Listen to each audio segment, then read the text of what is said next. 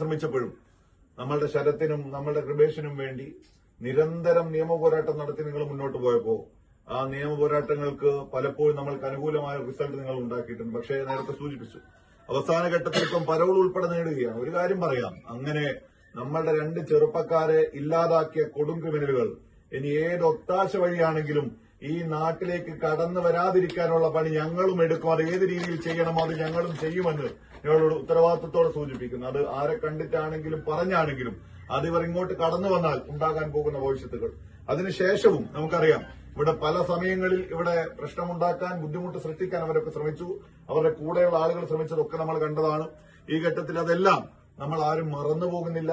ഒരു കാര്യം കൂടി ഉറപ്പ് നൽകുന്നു, 21-ാം തീയതിയാണ് സത്യപ്രതിജ്ഞ എന്നുള്ളതാണ് ഞങ്ങൾ കേൾക്കുന്നത്. ഇപ്പം തിങ്കളാഴ്ച മുഖ്യമന്ത്രിയും ക്യാബിനറ്റും സത്യപ്രതിജ്ഞ ചെയ്ത് 21-ാം തീയതി സത്യപ്രതിജ്ഞ ഞങ്ങൾ ഉൾപ്പെടെ ചെയ്യുമ്പോൾ ഈ നാടിന്റെ പ്രത്യേകിച്ച് ശരത്തിന്റെയും കൃപേഷിന്റെയും നീതിക്ക് വേണ്ടി എങ്ങനെയെല്ലാം ഇടപെടാൻ സാധിക്കുമോ ആ ഇടപെടാൻ ഞങ്ങൾ ഉണ്ടാകുമെന്ന് ഒരിക്കൽ കൂടി നിങ്ങൾക്ക് ഉറപ്പ് നൽകി